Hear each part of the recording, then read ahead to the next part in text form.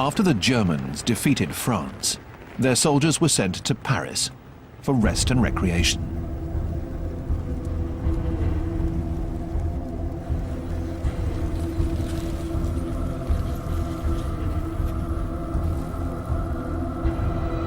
One of the soldiers on leave is 19-year-old Lieutenant Auguste von Kageneck.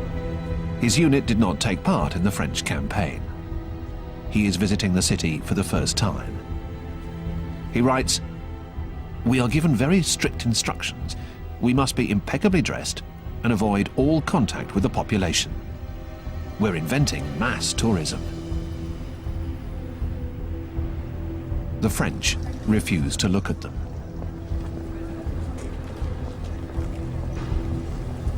Some have started to fight back. These two men who sabotaged telephone lines will be the first to be executed by the Germans.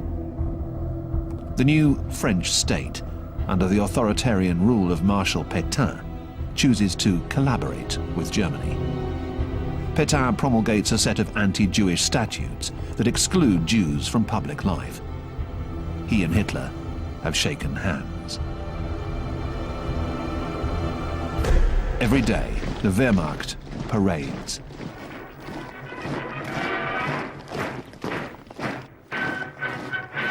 The Germans occupy the capital cities of Europe. After Prague and Warsaw, Brussels, Luxembourg, The Hague, Copenhagen and Oslo, but not London. February 1941, in the suburbs of London. Rose, who is only 3, has already lived through 2 years of war.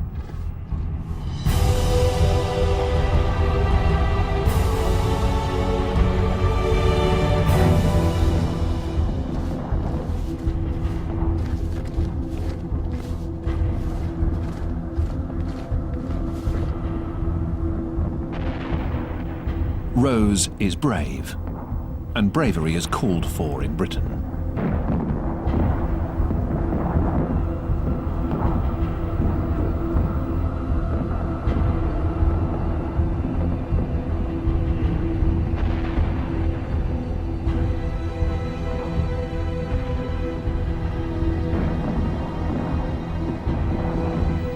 Great Britain's cities have been devastated by German bombs.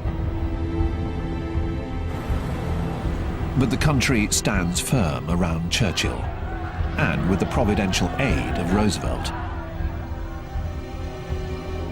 Roosevelt has just been re-elected for a 3rd term as President of the United States. Though American opinion remains opposed to war, he declares, "We must be the great arsenal of democracy." Only part of the equipment he sends to Great Britain gets through. Every British ship at sea is in great danger. The Atlantic Ocean is crawling with German submarines. Their periscopes seek out British vessels.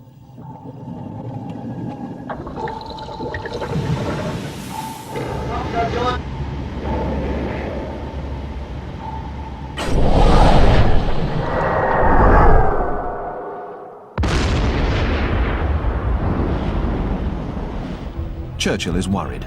Soon, nothing will get through, and the outcome of the war seems uncertain. Great Britain is an island. This is an advantage as well as a disadvantage, but it is the best hope for the countries under occupation. The German submarines, or U-boats, now have the French harbours at their disposal. Grouped into packs using torpedoes and cannons, these wolves of the Atlantic succeed in sinking 4 million tons of British shipping in 1941 alone.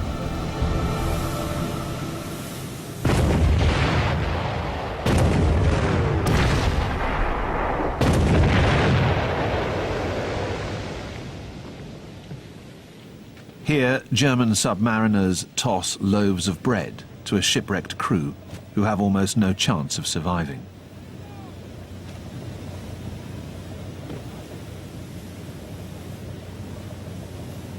They will die of thirst, of hunger, of cold, or by choking on oil.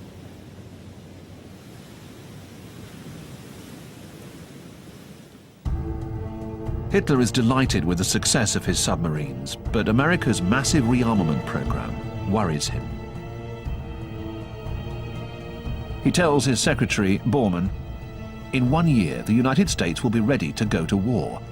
If we are to face them, we need more raw materials. Those materials are in the East. We need to conquer that living space. Then Britain will lose all hope and make peace. And it will be too late for the Americans. Let us attack Russia as soon as possible." Hitler codenames the invasion plan Operation Barbarossa, after the medieval emperor Frederick Barbarossa. The Wehrmacht starts to concentrate its troops in the east. Lieutenant von Kageneck leaves for Poland. Polish prisoners and Jews have been put to work on various construction projects. Hitler wants to build a motorway across Poland in order to move his army over to the new border with Russia.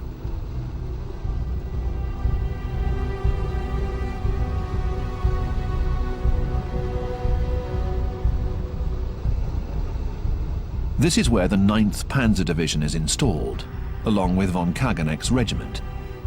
He writes, "Next to us is an SS unit. The commander asks us, 'Do you want to see a Jew?' He makes a sign and a soldier brings over a little man. 'How many people have you stolen from today?' The man doesn't reply. 'Beat him 10 times with a stick.' We were appalled. So this is our occupation of Poland? We had heard vague stories of cruelty, but it was impossible to know what was really going on. This country had become the country of silence. We didn't know that this was the beginning of the genocide to which we would lend our hands and our courage."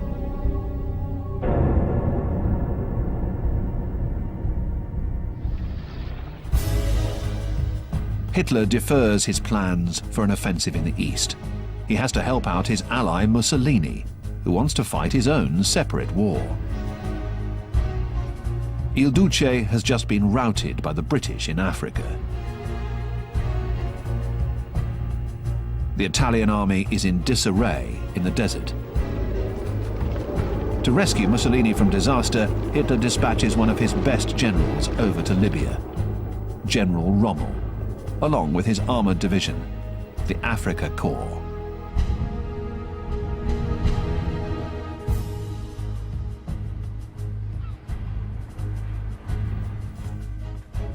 In Germany, Rommel is a big hero. He is the man who took Cambrai, Arras, Rouen and Cherbourg in May and June of 1940. And he is a true Nazi, a devotee who has served Hitler with great zeal and efficiency from the very beginning.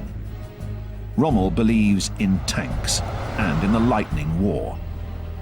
He quickly orders the Afrika Korps to set off for the British positions.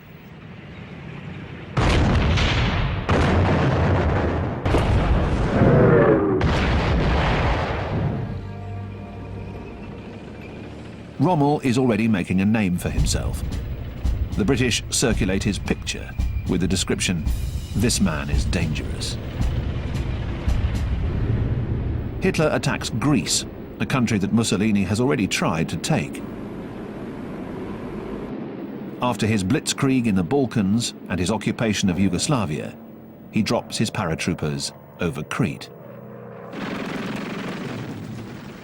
Hitler has secured his southern flank for the invasion of Russia, but he has lost precious time. Operation Barbarossa has been delayed by several weeks.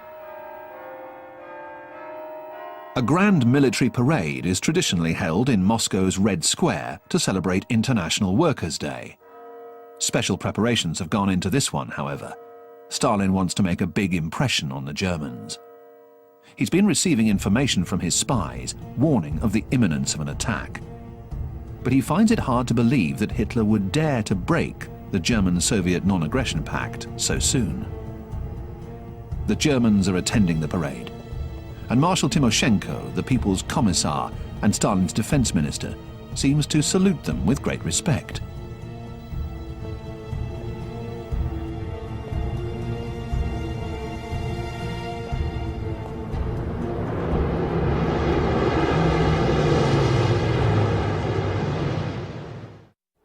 Hitler is ready to attack, but he wants to avoid fighting on two fronts. He would like to make peace with Great Britain first. In the suburbs of London, in a house that has been spared by German bombs, Rose is helping her parents, who are listening to the radio. Suddenly, an astonishing announcement comes over the BBC. In Scotland, near Glasgow, the remains of a German plane, a Messerschmitt 110, have been found. Its pilot bailed out by parachute. He turns out to be a top-ranking Nazi, Hitler's deputy, Rudolf Hess. He says, "I have come on a mission of peace."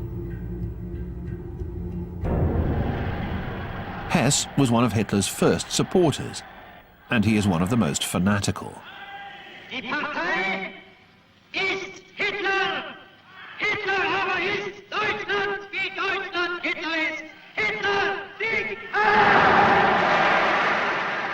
Hess feels that the role he has played has not been as glorious as that of other Nazi leaders. He wants to prove to his Führer that he, Rudolf Hess, is the only person capable of finding a way out of the conflict with Great Britain. But he is immediately locked up. Churchill rejects his overtures, and Hitler disowns him. Hess will remain in prison for the rest of his life. Meanwhile, intelligence reports indicate that Hitler is planning to invade the Soviet Union. But Stalin ignores the reports, just as he ignores the last message sent by Richard Sorg, a Soviet spy based in Tokyo. The document, dated 30th of May 1941, warns of a German attack. In fact, Stalin continues to send raw materials to the Reich. Since the signing of the German-Soviet Non-Aggression Pact, he has exported thousands of tons of oil, chrome and nickel to Germany, all of which helped Hitler to conquer France. The last trainload is sent off on the night of the 21st of June 1941.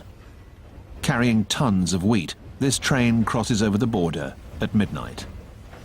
And on June the 22nd at 3 a.m., without officially declaring war, the first Wehrmacht sappers steal over onto Russian territory.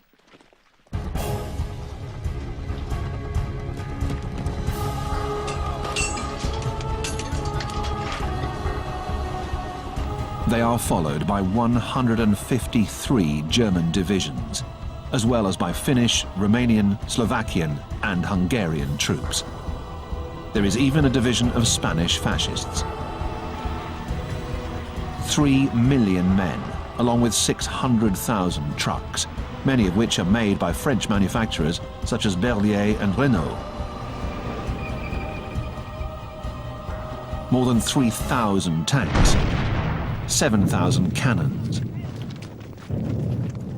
3,000 aeroplanes,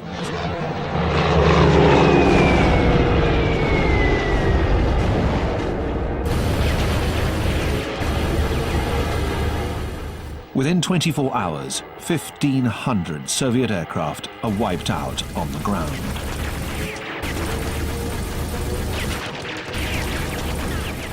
"300 more Russian planes are shot down by the Germans. Taken by surprise, overpowered, the Soviet Air Force has suffered a devastating blow. The German offensive is unleashed across 3,000 kilometers and in 3 different directions. In the north, the ideological target, Leningrad. Lenin City, the cradle of the Russian Revolution. Modern-day St. Petersburg. In the center, the political target, Moscow, Stalin's capital.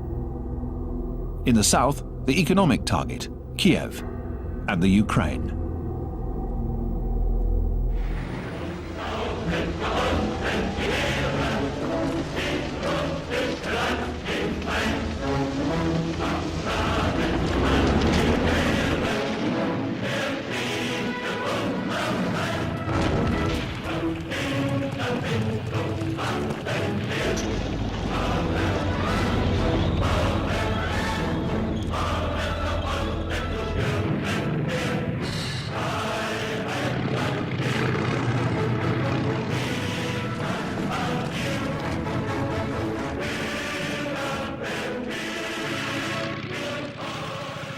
In the northern Baltic states, the Germans are sometimes hailed as liberators.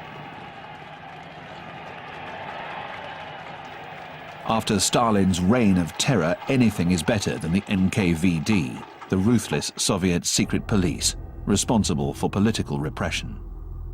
Forced to pull out, they execute Baltic anti-communists in the prisons. Local anti-Semites accuse the Jews of being in collusion with the communists.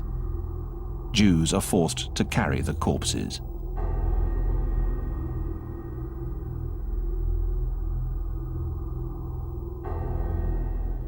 Across the Baltic states, people start organizing pogroms against Jews, which the Germans encourage with special instructions like, "Do not leave any traces." Burning the bodies is one way of eliminating them.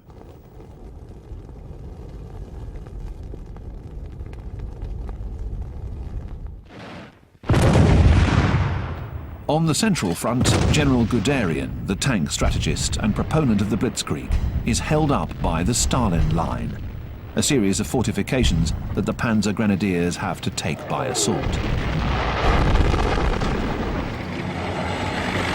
Guderian continues to advance.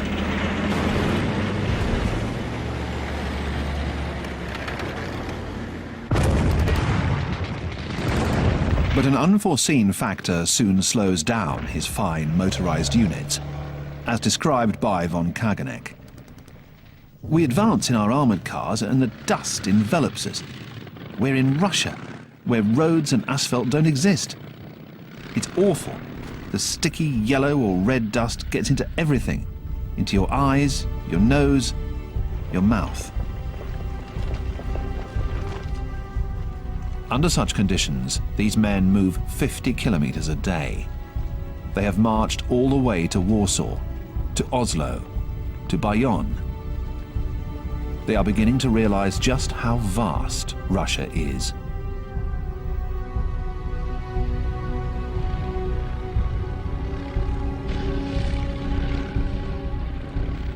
Hundreds and hundreds of kilometers go by without a single village in sight. It is becoming harder and harder for the supply, fuel, and ammunition trucks to get through.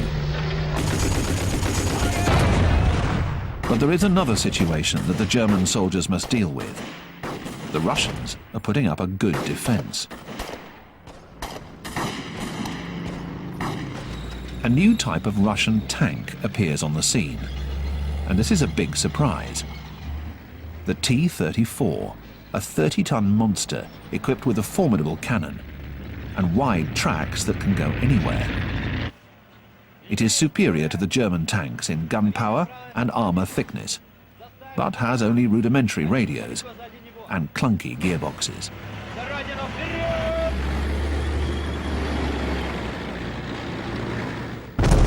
The only weapon powerful enough to neutralize it is the German 88 cannon.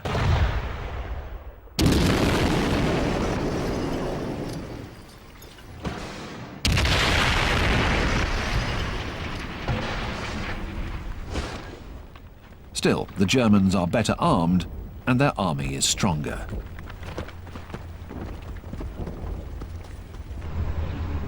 But these Ivans, as they call the Russians, will fight tooth and nail until the very end. The Russians have already suffered heavy losses, but the German casualties are also rising.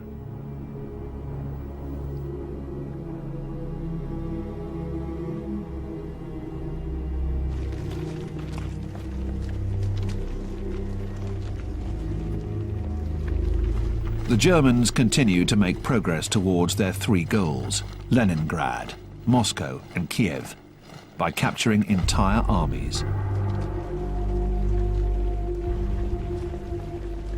Hitler's orders are to immediately execute all political commissars, members of the Communist Party whose job is to oversee the officers and keep an eye on the soldiers in each military unit.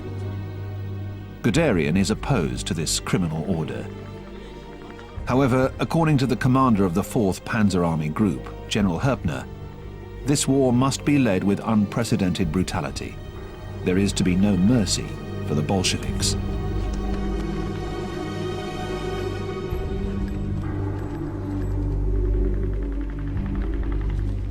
The Bolsheviks, the Russians, fight desperately, with fewer and fewer weapons, often with only one rifle for 4 men.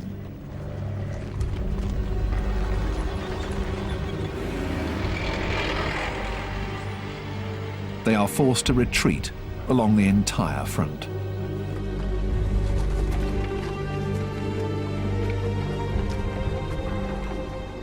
For Stalin, things are looking very bad.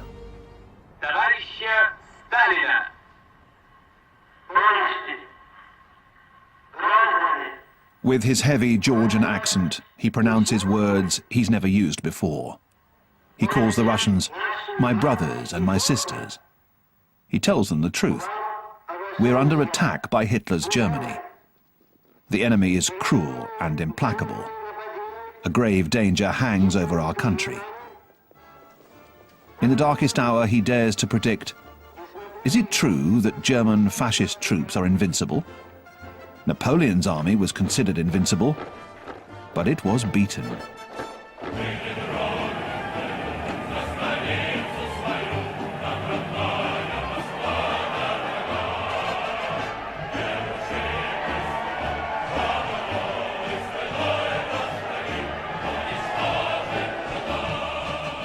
He orders the factories, along with their machines and their workers, to relocate to the east, to the Ural Mountains.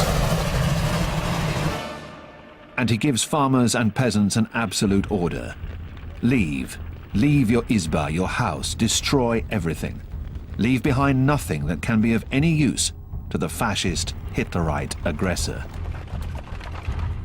This is Stalin's scorched earth policy.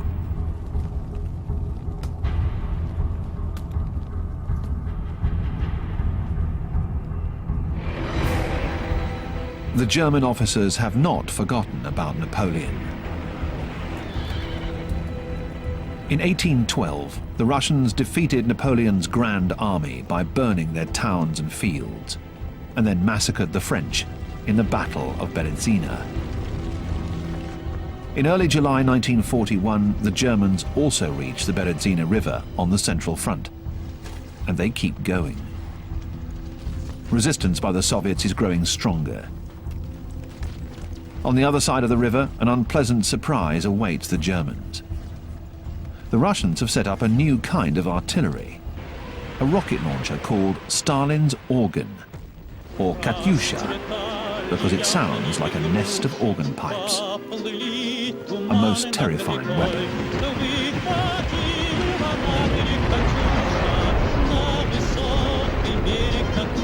But nothing can stop the German advance. By mid-July, they have reached Smolensk, the last big city before Moscow.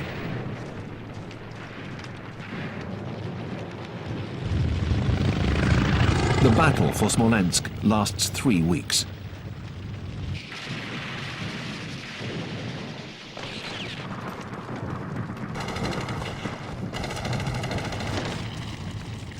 The Russians fight until the very end, despite the calls for surrender coming over the German loudspeakers.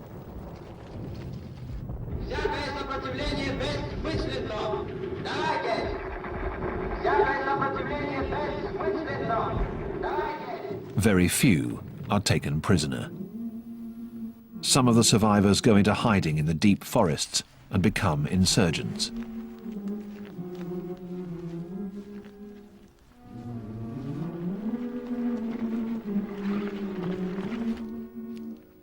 They are joined by many peasants and farmers whom they train to fight. They hunt down traitors and disrupt the enemy's communication lines.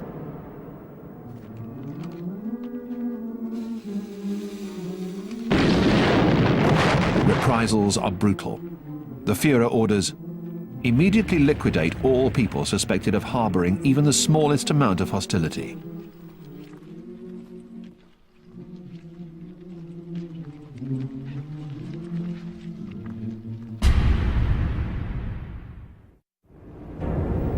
Hitler consults with the Wehrmacht's commander-in-chief, Field Marshal Keitel. Operation Barbarossa is slowing down. Some of the generals believe that Hitler's strategy of using a three-pronged attack is to blame.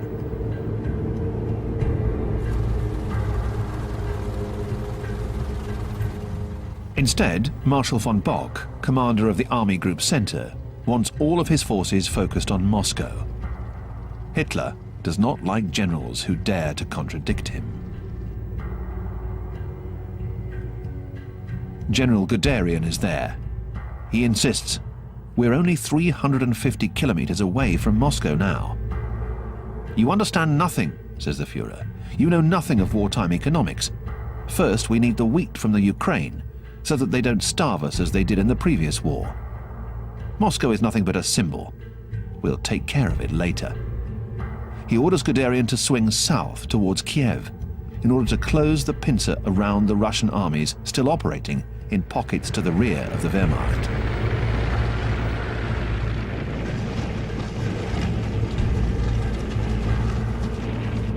It will be the biggest encirclement of all time. The Germans capture 600,000 Russian soldiers in one fell swoop. Himmler comes through on a visit. No provisions have been made to feed the prisoners. With supreme indifference, Himmler contemplates those he calls the Untermensch, or subhumans. He will coldly let them starve to death.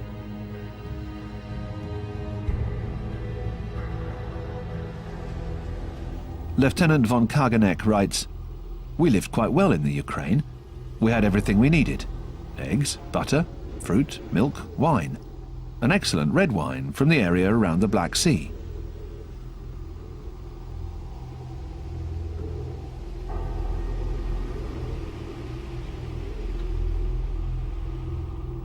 He goes on, "The Ukrainians would come up to us, smiling, filled with joy. The women would bring us bread and honey. They saw us as their liberators."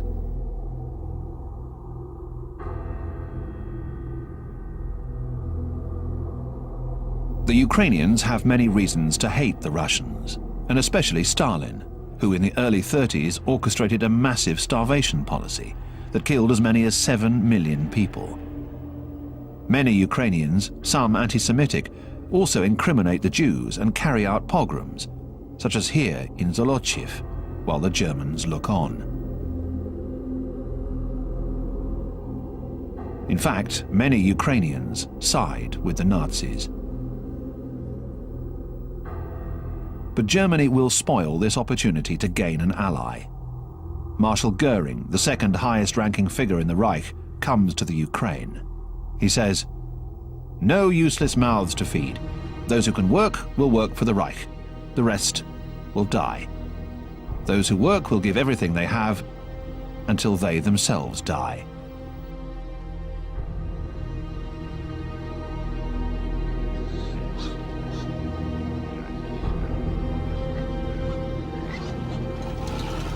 Goering is here to implement this policy of enslaving the Ukraine and to carry out the methodical annihilation of the Jews. He's accompanied by Alfred Rosenberg, a central theoretician of Nazi racism.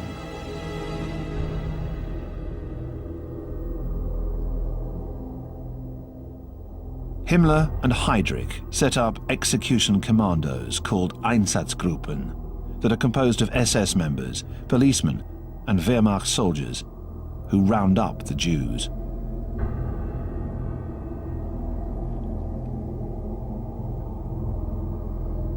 The SS take the Jews into the woods and give them shovels so that they can dig their own graves.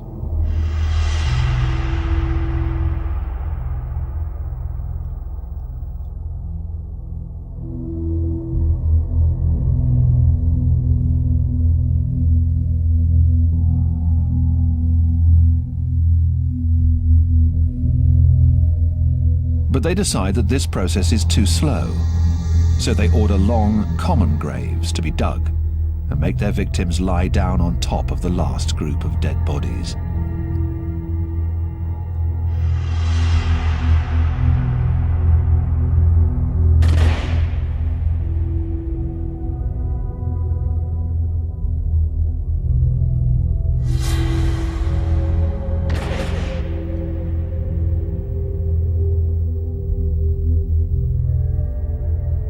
But even this procedure takes too long.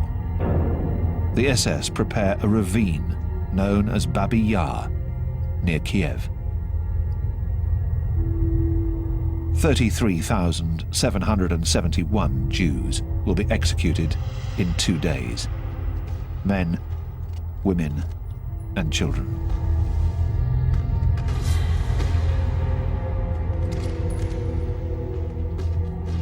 In this living hell, as in hundreds of others throughout the front, the executioners take pictures of their victims. This premeditated, cold-blooded massacre of 1 million Jews will come to be known as the Holocaust by bullets. But Himmler is not pleased. He has attended one of the Einsatzgruppen's so-called actions. Noticing the psychological burden that these mass killings have on his soldiers, he begins searching for alternative methods. This would lead to the use of the gas vans with exhaust pipes hooked up to their rear compartments, and a year later, the gas chambers. In the north, the long siege of Leningrad begins.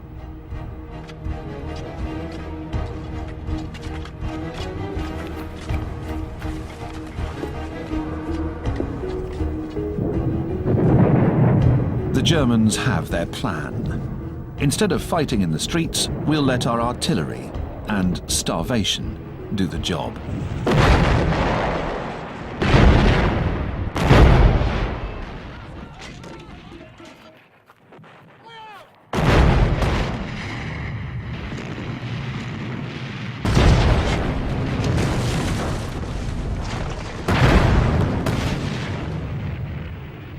City buildings are destroyed.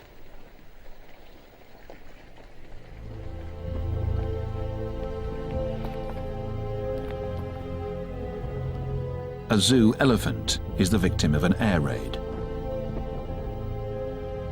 Food rations soon fall below the minimum necessary. But the worst is to come with the arrival of winter.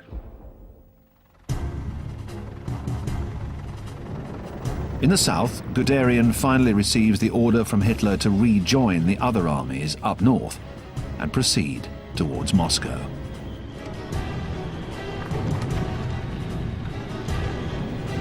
Along this enormous front, from Leningrad to Odessa, the thrust towards Moscow seems unstoppable.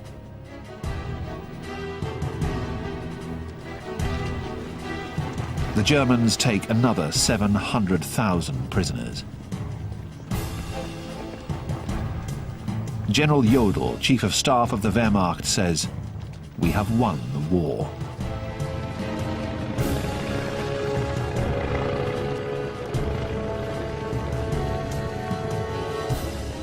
Von Kageneck writes, "We suddenly had to deal with the most frightful adversary, the autumn rain and mud, which the Russians call Rasputitsa. Endless mud, so gluey and sticky that it sucks and holds onto everything. It won't let go of anything, whether it be a tank, a truck, a horse, or a man."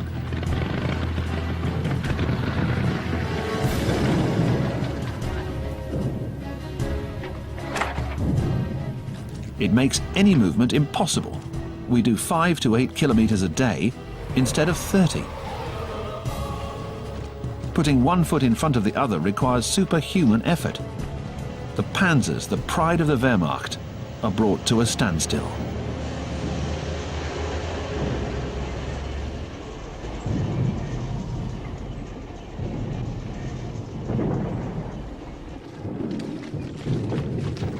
Hitler writes to his troops, "Soldiers on the Eastern Front, comrades, today begins the last great decisive battle."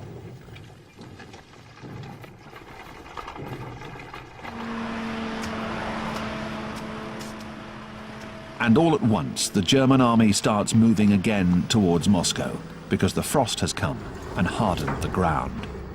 The world is holding its breath. Will Hitler defeat Stalin? This is when right-wing extremists in the occupied countries start signing up to serve in the German army. Belgians, Danes, Dutchmen, and the young men in the LVF, the Legion of French Volunteers, decide to don the German uniform and fight on the Eastern Front.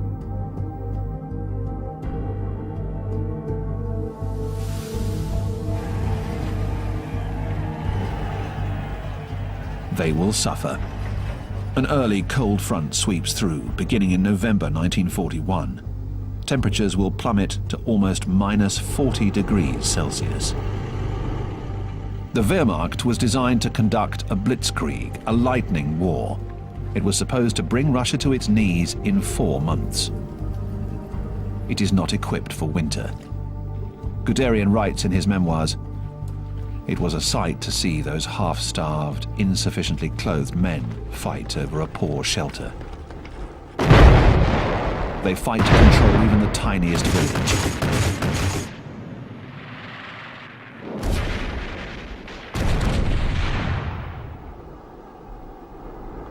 Losing a village, losing even a single isba, means death. The men die of cold or dysentery. Diarrhea makes them run off 30 times a day. Dr. Hupp, the Wehrmacht's physician, warned them, "You have to choose. If you pull down your trousers, you'll freeze to death. You must take apart the seam in the back, so you won't have to pull them down."